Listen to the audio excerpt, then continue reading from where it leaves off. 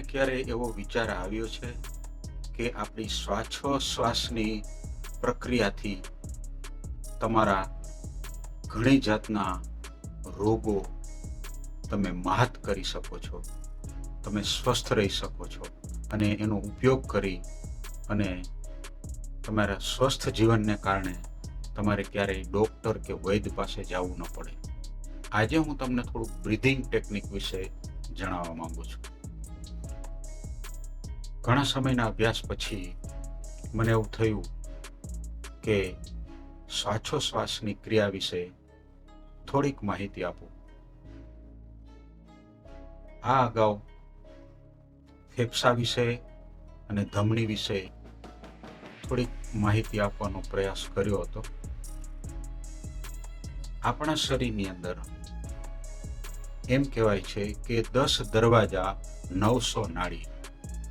ભજનના અનેક પ્રકારની અંદર આ બધું વર્ણવવામાં આવ્યું છે. 10 દરવાજા એટલે કે આંખ, નાક, કાન એવા બધા 9 છિદ્રો છે અને 10મું દ્વાર છે એ અહીં ઉપર આવેલું હોય છે. યોગી પુરુષ જ્યારે આ દેહને છોડે છે ત્યારે એના 10મા દ્વારથી તુંબલી ફાટે છે અને તેનો જીવ જાય છે. અન્ય આપણા જેવા માણસોનું નાક, કાન અને દરેક છિદ્રમાંથી મૃત્યુ થાય છે. આપણી નાભી સાથે 72,000 નાડીઓ જોડાયેલી છે. તેમાંની મુખ્ય 24 નાડીઓ છે અને સૌથી મહત્વની 3 નાડીઓ છે, જેને કહેવાય છે ઈંગડા, પિંગળા અને સૂક્ષ્મણા. ડાબી બાજુની નાસિકા છે એને ચંદ્રની નાડી કહેવાય છે અને જમણી બાજુની નાસિકા છે એને સૂર્યની નાડી કહેવાય છે. અને જ્યારે બેયનું મિશ્રણ થાય ત્યારે સૂક્ષ્મણા નાડી દ્વારા આપણી શ્વાસોશ્વાસની ક્રિયા ચાલે છે. આપણે જનરલી સેલો બ્રીથિંગ કરતા હોય છે. સેલો બ્રીથિંગ એટલે બહુ ટૂંકા શ્વાસ લેતા હોય છે. તમે ક્યારે જોયું એક બાળક સૂતું હોય અને શ્વાસ લેતું હોય ત્યારે જ્યારે શ્વાસ અંદર લે છે ત્યારે આખું પેટ ફૂલી જાય છે, પણ ધીરે ધીરે જેમ મોટું થતું જાય છે એમ એના શ્વાસો ટૂંકા થતા જાય છે. જાનવરોની વાત કરીએ તો કૂતરાની અંદર શ્વાસોશ્વાસની ક્રિયા 10 થી 15 જેવી હોય છે અને લગભગ 20-25 વર્ષ જીવતું હોય છે, વધારેમાં વધારે. માણસની શ્વસન ક્રિયા એથી ઓછા શ્વાસની હોય છે એટલે થોડુંક વધારે લાંબુ જીવે છે.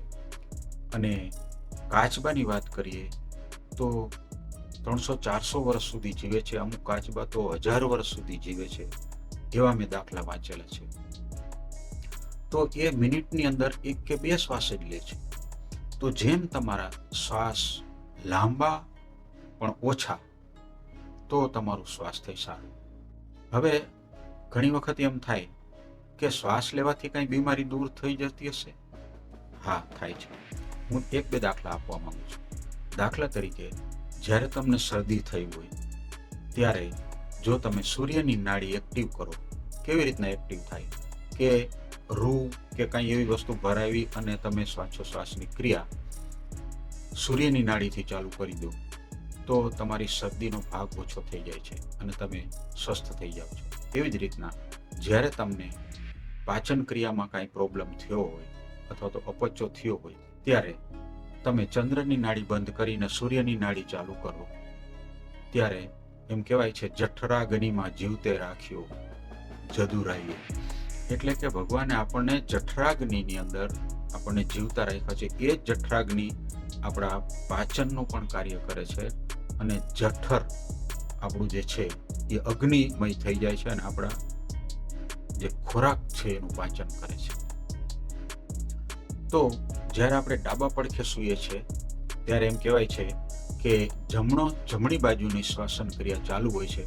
એના કારણે તમારી સૂર્યની નાડી ચાલુ હોય છે અને તમારી પાચન ક્રિયા ઝડપી બને છે, એક્ટિવ બને છે. તો આ શ્વાસોચ્છ્વાસની પ્રક્રિયાને કારણે આપણા શરીરની અંદર, આપણા વિચારોની અંદર, આપણા મનની અંદર ઘણા બધા ફેરફારો થાય છે. ઘણી વખતે આપણે બધું માનવામાં ન આવે. જ્યારે શરૂઆતમાં હું શ્વાસોશ્વાસની ક્રિયા શીખતો હતો ત્યારે મને એમ કહેવામાં આવ્યું હતું કે ઠઠ્ઠાર બેસો. મને એમ થયું કે રટાર બેસવામાં અને શ્વાસ લેવામાં શું ફેર? પણ આપણી જે ચંદ્રની નાડી અથવા સૂર્યની નાડી અથવા તો ઈંગલા પિંગલા સૂક્ષ્મણા એ કરોડરજ્જુની આજુબાજુ જોડાયેલી હોય છે, જેના કારણે જો તમારી નાડી એકદમ સીધી હોય તો તમારી શ્વસન ક્રિયા એકદમ સારી રહે છે. બહુ અભ્યાસ પછી એવું કહેવામાં આવ્યું છે કે જ્યારે તમે શ્વાસોશ્વાસની નાભીથી શરૂઆત કરો અને નાભી સુધી શ્વાસ લો ત્યારે તમારું સ્વાસ્થ્ય બહુ સારું રહે છે. આપણી નાભી આપણી માતાની નાભી સાથે જોડાયેલી હોય છે શરૂઆતમાં, જ્યારે આપણે માના ઉદરમાં હોય છે. તો એ ઉદરની અંદર જ્યારે બે નાભીઓ જોડાયેલી હોય છે અને એક બલૂન જેવા પ્રવાહીની અંદર આપણે હોઈએ છીએ, ત્યારે એક બાળક તરીકે આપણને એમ થાય છે કે આ જ મારી દુનિયા છે. ત્યાં તો શ્વાસોશ્વાસ નથી, પણ એ નાભી દ્વારા તમારા શ્વસનની ક્રિયા ચાલુ હોય છે. જ્યારે બાળક બહાર આવે છે ત્યારે એને એમ થાય છે કે હવે મારું પૂરું થઈ ગયું, અને જે કમ્ફર્ટેબલમાંથી અનકમ્ફર્ટેબલ સિચ્યુએશનમાં આવે છે. તો એને ખબર નથી કે આપણી આ જીવનની શરૂઆત છે અને સાચું જીવન અહીંયા જ છે. અને મારા એક ગુરુજીએ પણ કીધેલું કે આપણને પણ એમ લાગે છે કે અત્યારે આપણે પૃથ્વી ઉપર છીએ અને આપણા શ્વાસોશ્વાસની ક્રિયા અને બધી દિનચર્યા, પ્રકૃતિ વિશે બધું આપણે જાણીએ છીએ અને આસપાસ આપણે જીવીએ છીએ અને આપણને એમ થાય છે કે આ જ દુનિયા છે. પણ એમ પણ કહેવામાં આવે છે કે મૃત્યુ પછીનું પણ બહુ સારું જીવન હોઈ શકે. જેમ માના ઉદરમાંથી બહાર આવીએ છીએ ત્યારે આપણને એમ થાય છે કે સિક્યોરિટી નથી, એવી રીતના કદાચ મૃત્યુ પછી પણ આપણને એમ લાગે કે સિક્યોરિટી નથી, પણ એ જીવન પણ બહુ સારું હોઈ શકે. મેં મારા અભ્યાસ દરમિયાન ઘણા બધા પુસ્તકો વાંચ્યા છે અને 20-25 પુસ્તકો હેલ્થ ઉપર લખ્યા, અને હવે બ્રેઇન વિશે, મેન્ટલ સ્ટેબિલિટી અને ઇમોશનલ સ્ટેબિલિટી વિશે અમુક 25 થી 50 પુસ્તકો આવે છે, અને ત્યાર પછીના 20-25 પુસ્તકો આધ્યાત્મ અને આત્મજ્ઞાન વિશે છે. તો વધારે વિગતવાર જોઈશું. Thank you very much. આપનું સ્વાસ્થ્ય સારું રહે. આભાર.